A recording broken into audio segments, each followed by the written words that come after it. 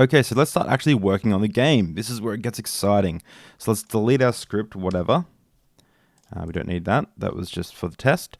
And we're going to create a couple of new folders. So we're going to create a new folder called Materials. This is just for organization.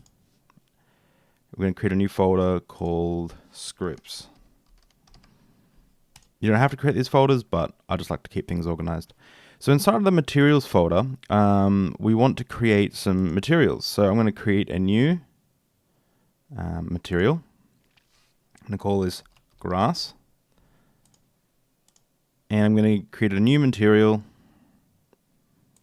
by right-clicking and choosing create a new material and calling it water.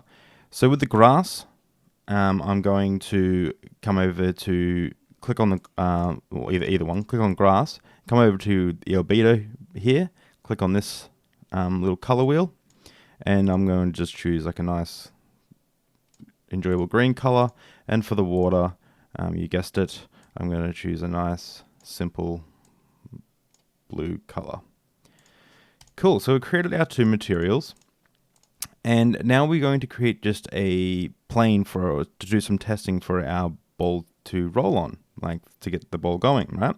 So we're going to go over to Game Object, and we're going to create a new 3D object. We're going to create a new cube.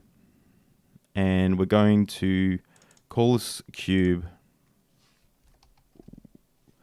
actually we'll just call this ground for now. We're going to change its position to 0, 0, 0. And we're going to change its scale to just something that we can work with. 100 on the x-axis and 100 on the z-axis. And you can see it's incredibly bright. It's something that it's much too bright.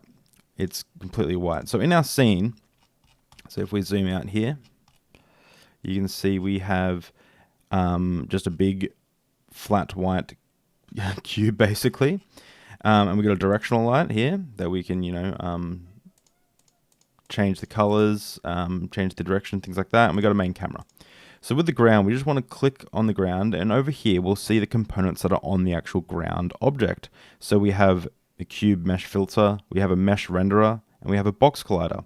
So the collider is what we use to detect whether objects have collided with the object or whether or not they're inside the object if you click in is trigger.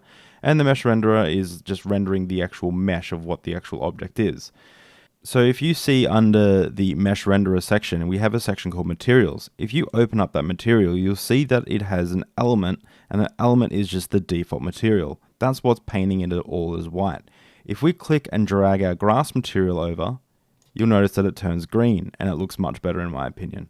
So that is just a quick and dirty way of getting a material to look a little bit better in Unity. Just creating a new material, changing its color, and just dragging it onto the cube. And now we have an environment that looks a little bit better to work in. In the next episode, we'll start our first script and we'll get the ball rolling. Pun intended.